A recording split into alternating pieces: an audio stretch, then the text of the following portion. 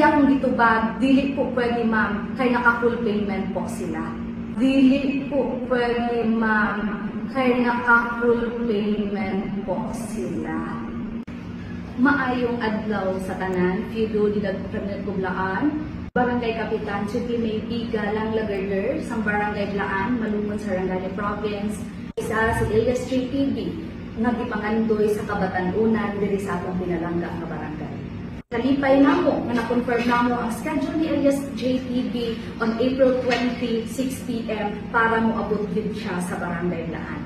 O sa pag-istorya namo ni Sir Elias, nakita na po ang sinseridad, nakita na po nga maayo gid siyang tao.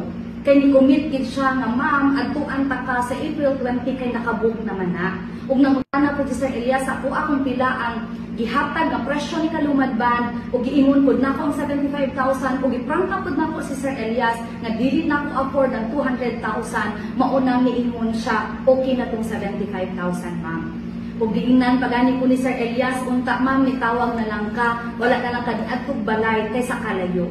Tinuod gyud ang kalayo kay mobiyahe pa man ko unong ka oras gikan diri sa Barangay Blaan paadto sa Magpet. Para lang unta ma-secure gyud namo ang schedule sa atong ginaidolo nga si Elias JTB.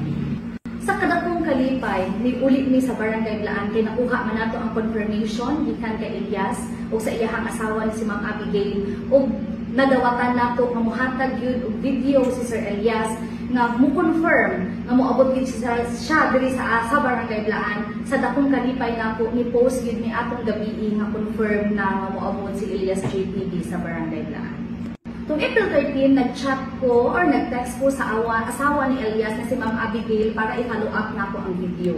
Wala pila ka minuto ni reply si Ma'am Abigail o ganyan reply, ma'am, pa-wait lang po ako within the day sa video.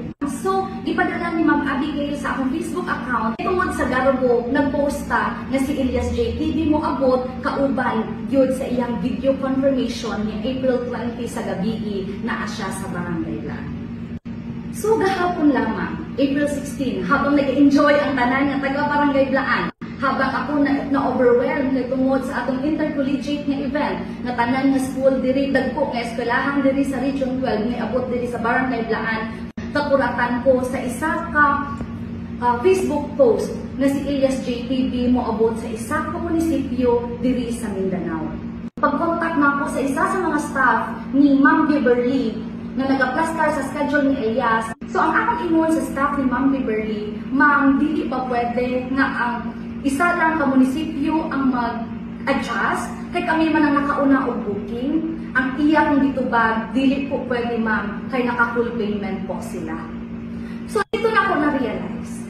Tungod sa gamay kami nga barangay, kay based sa post sa isa ka mayor, nga ilahang tugtugan anak pod na di, times 2 daw nila, ang talent fee ni Elias JTB sa buot pasabot, wala na kami arang mahimo dira kay tungod sa kagamay sa among barangay.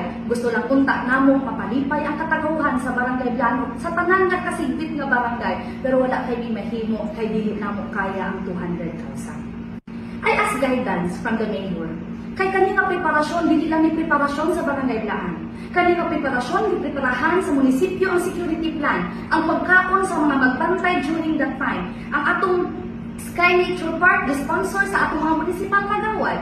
So karon ni-ask ko guidance kay Mayor Tessa, if we will pursue the April 20, 2 to 4 p.m., din mo na si Mayor Tessa, dili na namo i-pursue. O kauban sa Barangay Council, ganinang buntag, nagdesisyon kami na dili na namo i-pursue ang Elias JTB sa gihatag nila nga schedule, kay dili namo kaya nga isakripisyo ang among inaugural program para kay Elias JTB.